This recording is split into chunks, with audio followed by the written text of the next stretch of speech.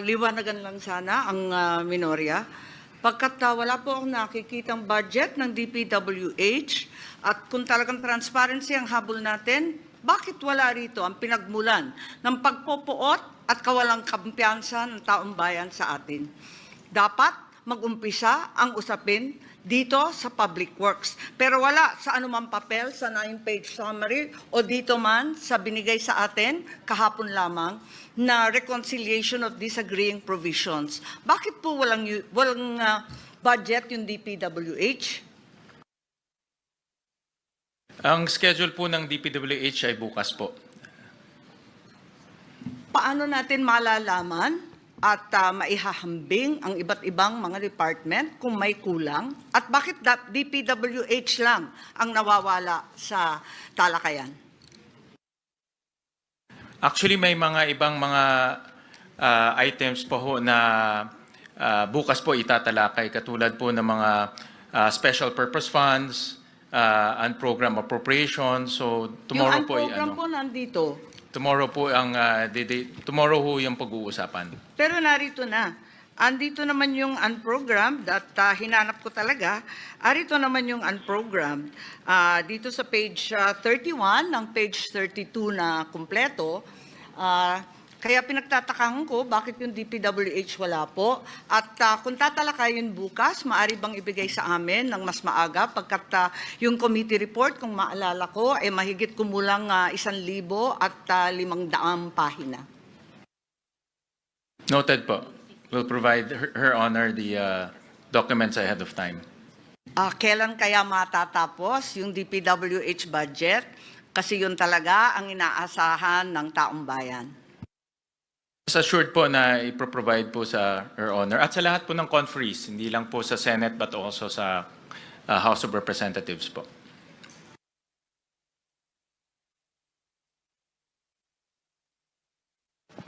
I would like to acknowledge on the part of the House, Representative Rufus Rodriguez for a manifestation. Thank you, Madam Chair. Chair Win Gatchalian of the Senate and all the distinguished senators are here, and my distinguished colleagues. Really, as stated by the chairman, Article 6, the Legislative Department, under Section 24, really gives the original exclusive jurisdiction on budgets, on appropriations to the House. But of course, the Senate has also the power to propose and concur with amendments. And doing our duty, as what the Chair, Mika, has said, we 255.5 billion of flood control and budget of the DPWH, in the first instance, was distributed by the House of Representatives to first 90 billion to health, 56 billion to education, and 53 billion to agriculture. Practically 211 billion of the 255.5. So that is to follow the presidential directive that we have to focus, as stated by former Congressman or Senator Erwin here, Tulfo, that education, health, and also agriculture will be given priority. So therefore, we have taken the lead, and we are very happy that the Senate has likewise studied the budget and has also made proposals to further enhance our support for education, health, and agriculture. Thank you very much, Madam Chair and Mr. Chairman. Mr. Chair, both chairs, please. Yes, with all due respect, and I am compelled to disagree without being disagreeable. It was mentioned that certain funds are not included in this submission, when in fact, both are in fact here. On page 31, as mentioned earlier, the unprogrammed funds are already listed quite adequately, and the special purpose fund that were supposedly not here are quite clearly denominated in page 29 as special purpose funds. So ang tanging kulang lamang ay yung mahiwagang DPWH. Yun lang po. Bukas po, hindi ho lahat ng mga items ho dito matatapos ho natin. Hopefully ho matapos, but from our estimate, baka hindi ho matapos.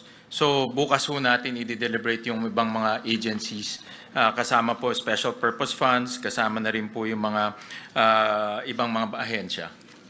Yes, maraming salamat po. Sana bigyan kami ng konting panahon para mabasa ng maigi at mapag-aralan yung lalo na yung DPWH. Maraming salamat po.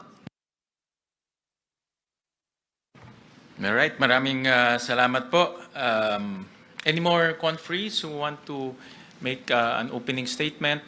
Meron pa hong mga... Maybe I should. I wasn't going to.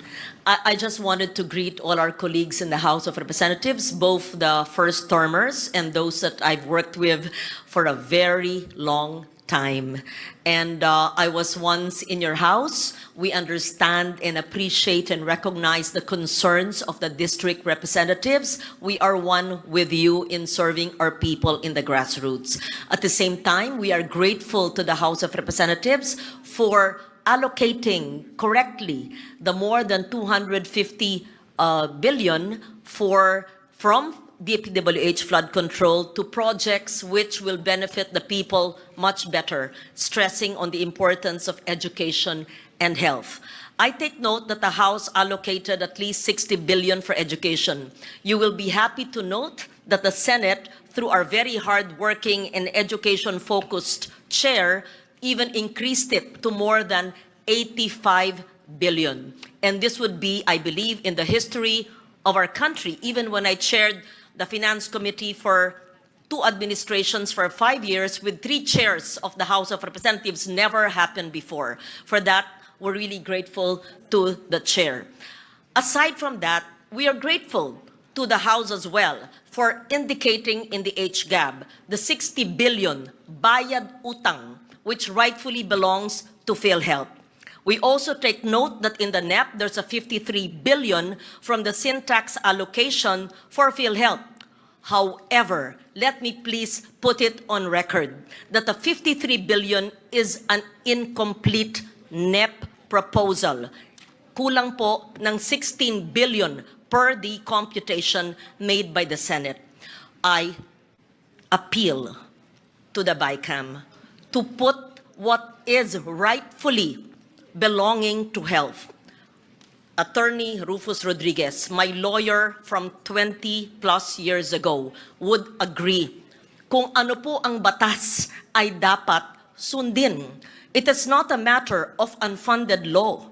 That is for the universal health care to take care of.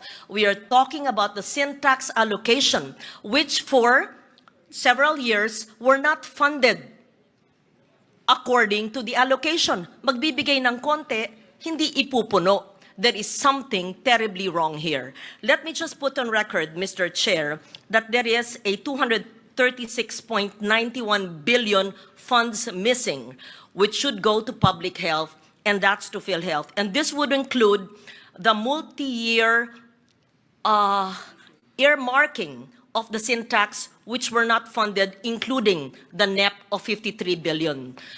We also take note that the 2025 GAA did not have the syntax allocation, which miraculously disappeared in the GAA. We, both houses of Congress, owe that to the Filipino people. Having said that, I will discuss this further when the Health Department is brought on the floor. But let me state our appreciation for restoring in the HGAB the bayad utang when the DOF took out the PhilHealth 60 billion and returned it. Let me just state also later when we discuss the PhilHealth and the health budget that it was returned in the HGAB, and Congress was the one that enumerated the possible utilization of the funds. Let the legal luminaries and let my lawyer, Attorney Rufus Rodriguez, think about it, whether this is really in compliance with the Supreme Court decision, because the Supreme Court says, in my understanding, that it should be returned to the Treasury. It was taken from the excess funds of PhilHealth. It was not taken with enumeration of the utilization of the funds. I put that on the table. I will leave it to the body to decide. Thank you, Mr. Chair. Mr. Chair? Madam Chair? I Mr. would like Chair. to recognize our Senior Vice Chairperson, also the sponsor of the Department of Health, Representative Albert Garcia.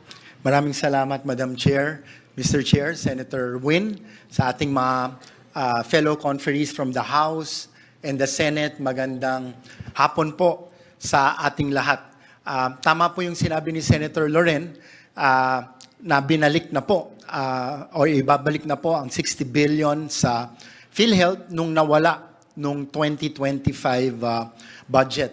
And this was discussed during the DOH defense, which I did in the House of Representatives. At isa po sa nagtanong nung defense ay walang iba kundi yung ating chair regarding the budget of PhilHealth and DOH na kung lalagyan po natin ng mas malaking budget, which they deserve at under the law, karapat-dapat po para sa ating beneficiaries, dapat lang in-emphasize ng ating chair na i-expand pa nila yung kanilang package.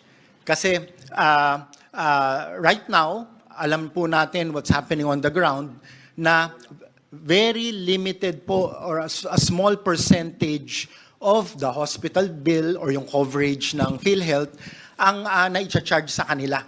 And our constituents, mga kababayan po natin, have to shoulder a huge part of their hospital bill or healthcare bill.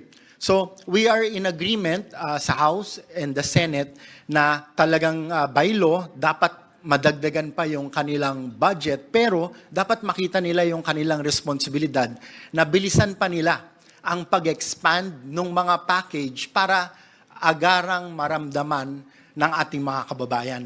Of course, for now, dahil hindi pa ho ayos yung sistema ng universal healthcare, malaking tulong po yung MyFIP. Dahil part of the hospital bill or healthcare expense ay na-charge natin doon. Pero with all these funds going to PhilHealth,